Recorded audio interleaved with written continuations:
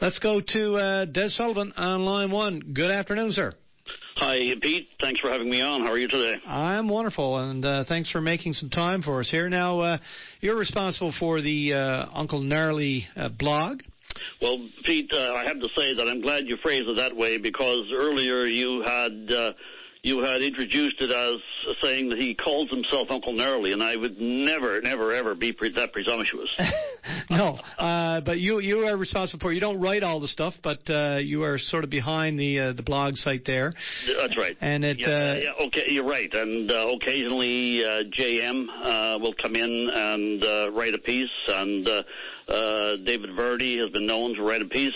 I will do, I'm afraid, most of the writing for it, but I'm always happy when some of these guys come on board and give me a lift.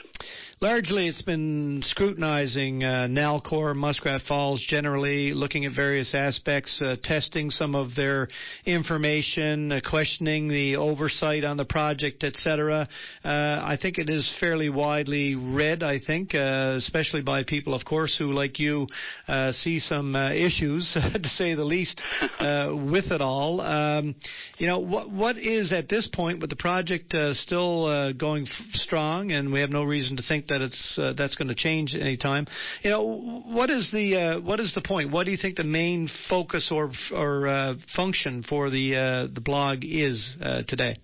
Well, Pete, there are still many facets of Muskrat Falls that are not well fleshed out and understood. Even by muskrat watchers who have spent many months and years following all the detail, because from the start, of course, Nalcor has not really been a terribly transparent outfit, and the fact that the issue got pulled away from the PUB so that there has never been any real oversight on this thing compounds the whole problem, and that's really an issue that I want to center on today, because the public can't be expected to follow in detail a complex project like Muskrat Falls. It's a highly complex construction project, and people tend to refer to it as a power project, but first and foremost, until it's built, it's a construction project, and it's a mega construction project requiring substantial expertise and with an awful lot of risk attached to it, risk that Nalcor accentuated because it ignored the consequences of the water management agreement not being accepted by Hydro-Quebec. It ignored the North Spur. It ignored the fact that we were in a bubble with regard to natural gas and oil prices. So there's been a compounding effect here. And before I came on, I was saying to myself, perhaps the first thing I should say to Pete is that I hope, as some people suggest, that people aren't just tired of Muskrat Falls, because my response to that is that we as a province can't afford to be tired of Muskrat Falls. We have to stay engaged in this project, and while we can't consume all the details, everyone out there, they have lives to live, they can't afford to spend hours following this project and all the financial, engineering and other technical complexities of the project. They can nevertheless insist that we have proper oversight. And one of the articles, I published an article on Monday suggesting that Minister Daly should be sent to the funks. Now, it was a bit of a facetious comment, but with a very serious intent, because you see, I heard a minister on March the 4th, when we had that province-wide, or at least island-wide power outage, come on open line with Paddy Daly. Mm-hmm. And the minister had wanted to convey that he was on top of the issue. But the fact was, he wasn't on top of the issue. He had no idea why generator number 1 was out on the previous Friday, had no idea why unit number 3 had gone down that morning, or why the new one hadn't kicked in. And that's okay. You'll forgive some occasions of lapse, but don't forget that this minister was around in the days of Dark NL. If government, if the Minister of Natural Resources learned nothing from Dark NL, then, hey, why are we wasting our time talking about this? This minister ought to have been fully briefed and ready to go that Wednesday morning. Instead, he knew absolutely nothing what was going on other than the lights were out and that the Premier was after him to go on open line to tell the public that the government was concerned and on top of the issue. Right. Now, then I pick up the paper and I look at the exchange in the House of Assembly with the same minister and leader of the opposition. And they're talking about Astaldi.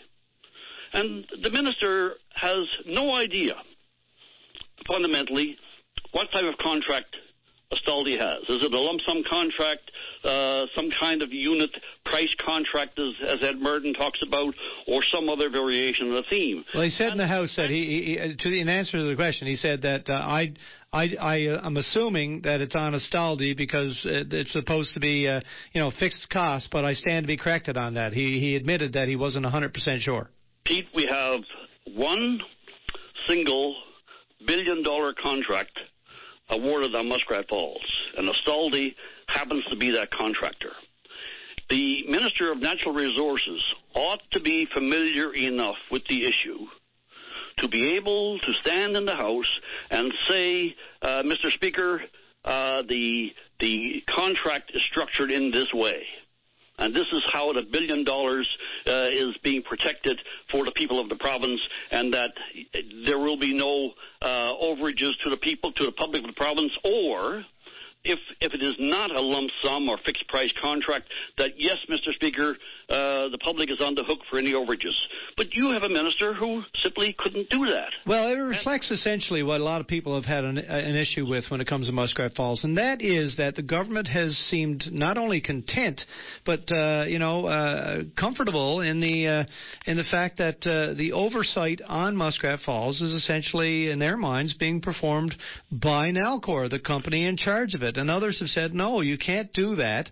You can't essentially put the foxes in charge of the foxes. Somebody else has to be looking over it. And they were very reluctant to agree to an oversight process that is now in place. And yet people feel that, okay, well, we do have somebody checking on it all the time. But these are civil servants, essentially, who are getting all their information still from Nalcor.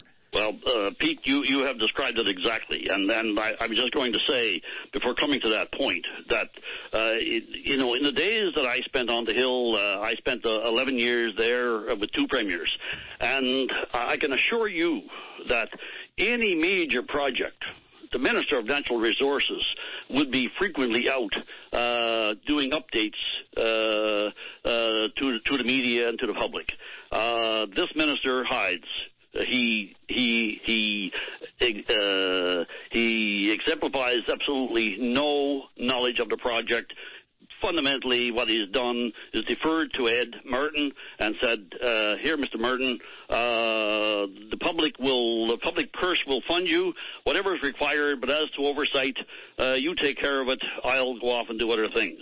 And that is a derogation of duty. That is absolutely awful for a Minister of Natural Resources, but in fact even the Premier. To be frank, even I know the Premier has been preoccupied with cabinet building and with reducing the size of the House and with getting ready for a budget. But the reality is the only comment that we've heard from the Premier is that Muskrat Falls is something like the Hoover Dam. And the relevance is totally inescapable.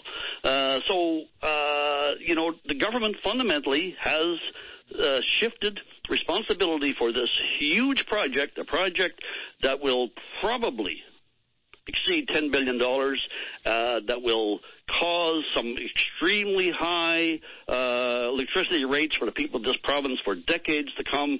They have fundamentally washed their hands and said, hopefully the bureaucrats know what they're doing. Now, which leads me to the Oversight Committee, because I think that people would be more patient if we felt, and that includes myself, because I know that government is not easy to operate.